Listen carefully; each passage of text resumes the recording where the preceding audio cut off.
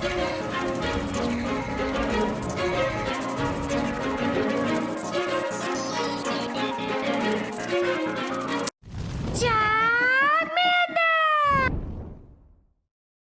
guys, can you chime here to be a judge or jury in your house? And today I bring to you Alolan Raichu sweeps literal team. Well, it doesn't really sweep literal teams, but it's, well, it kind of sweeps, but this is my best Alolan Raichu team, and it sweeps through the meta. Well, not really, like I mentioned, not really sweeps. It either sweeps or say switches. That's either one.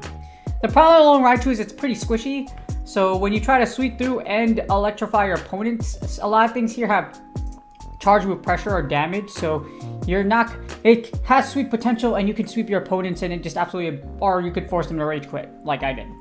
But before we get started, it's gonna be my therapist mental health tip of the day. It's gonna be Toxicroak. This is gonna be, well, not really. So since we're talking, I'm talking about Toxicroak, but since we're talking about an electric mouse, if you want to skip this, you can go you can go to chapters or go to the head of the video.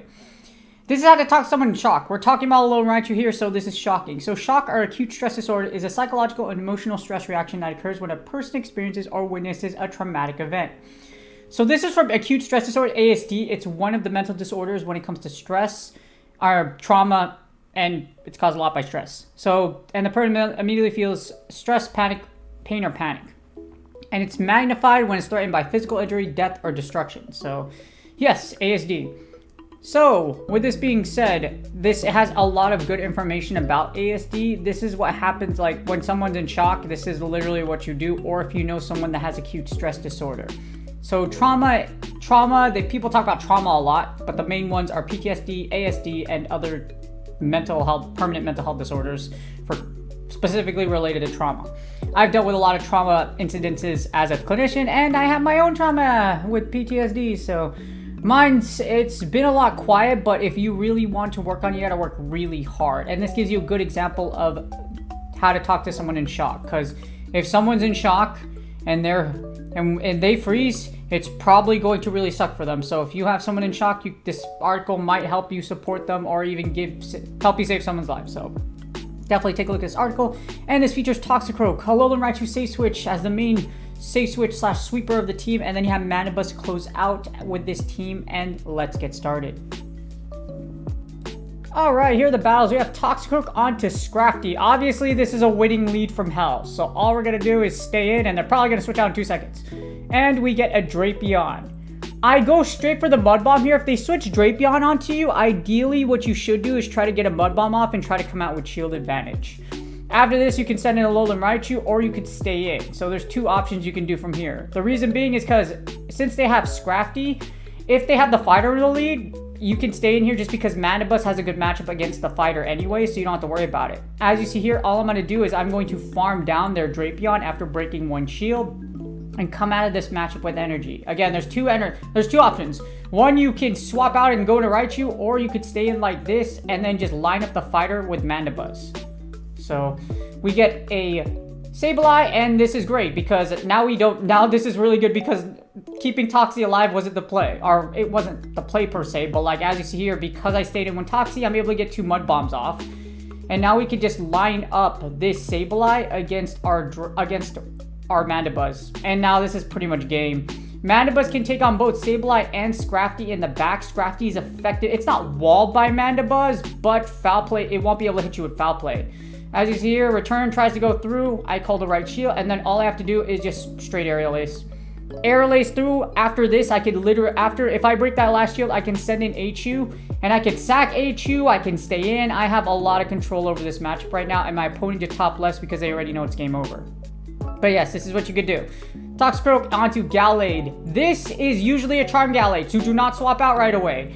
What you can do here against the Charm Gallade is try to make sure you time your shots correctly, but it's not going to happen for this one, of course. It's 7. And then what you're going to do here is you're going to try to break both shields and come out with shield advantage. So as you see, your opponent might try to fire here. Go ahead and match shields with them, break both of their shields, and set Alolan Raichu up with the sweep. The reason why Toxicroak is in the lead, because it can do a lot of pressure damage, as you see here, and we can break both shields. The goal of this team, again, is to set up HU for the sweep. Alolan Raichu is incredibly powerful with sweeping potential, and that's what we want to do. We want to send it in with energy and just absolutely eviscerate our opponent in any hopes they have of winning. We're going to shield this one here. Raichu has 3 volt switches, about to be 4 of energy if they let me farm down their Gallade here. And we get Tyranitar. Fun fact, Tyranitar doesn't resist Wild Charge. So this Wild Charge will go through, and it's going to hurt a lot. It might actually one-shot, and it doesn't actually one-shot because it's not Shadow, but that's okay. I'm going to send in Mandibuzz just because you don't want Alolan Raichu to lose all of this energy, and it's -2, so you don't get smacked down. Plus, we have Mandibuzz, and Mandibuzz has a great matchup anyways, likely against whatever they have in the back, because Mandibuzz is the #1 closer. Sure enough, we get a Toxicroak in the back. All I have to do is Aerial Ace, and our opponent is pretty much done. Aerial Ace goes through. Our opponent will either top left, or they're going to try to Mud Bomb us for chip damage, and somehow try to create some kind of win condition. They don't even Mud Bomb. It's already game over. They already know. And as you see, Air Slashes go through, and that's game. So Mandibuzz is the strongest closer and does really well against the Psychic types. We got Mandibuzz onto Victini. This is what kind of sucks. I swap out right away here because of the fact that Victini will give Toxicroak a hard time. It's better for you to switch out of Alolan Raichu as your safe switch, because Raichu will be your safe switch. Toxie lead, Raichu safe switch. And then what you're going to do here is you're going to try to basically... If they stay in, that's great, because what happens here is that Raichu gets a energy lead, and then you can prepare to close out with Mandibuzz and Toxicroak in the back. So if you can't sweep with Raichu, you're going to use it as your safe switch, and it's going to be a shield breaker. And as you see here, it's going to be able to break shields very effectively for us. Our opponent fires a move. This is fine. What I'm going to do here is I'm going to effectively just let it through and hope that it's not a crunch, and thank God it is. So let it through. We're going to get this Thunder Punch off and grab a shield. And then we can line up this Drapion against or whatever's in the back against Mandibuzz. As you see, I swap out really quickly. I already know that Victini is going to come in and try to blast me to death. So we're just going to send in Toxicroak since it walls everything except Aqua Tail from a Drapion. And we get a Mandibuzz, which is fine.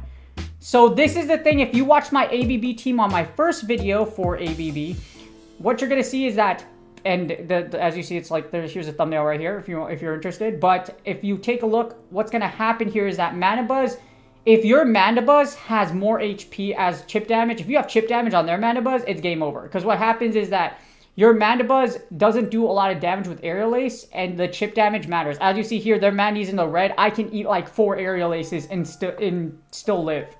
So Mandibuzz is literally just going to get eviscerated by my air slashes. I'm not even going to shield anything. I'm just going to farm this thing down and have all this energy saved up for whatever's in the back. Or I might not even need it. As you see, Victini comes in. They try to V-Create. I'm just going to shield this, and literally I'm just going to Air Slash down.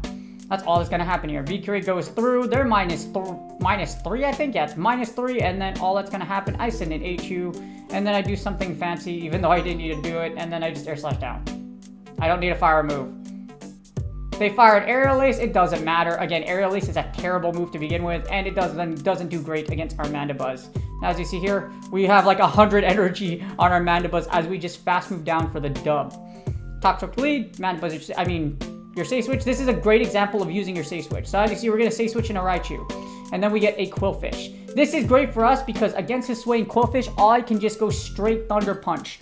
Raichu beats out Quillfish, especially if they decide not to shield the first Thunder Punch, because a Swaying Quillfish is incredibly squishy. Very squishy. So all I'm going to do is I'm just going to Volt Switch and try to break both of my opponent's shields here. I will shield here because our Raichu isn't very strong. It's very Raichu squishy. It's great to sweep, but it's pretty dang squishy.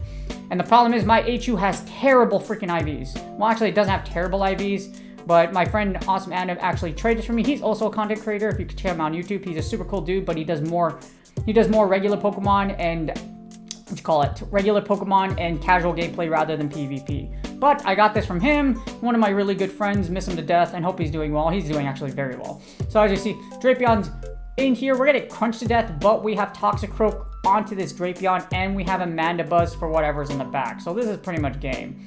As you see, they swap out into their own Mandibuzz. All I'm going to do here is I'm going to do a little bit of chip damage, and then this is game over.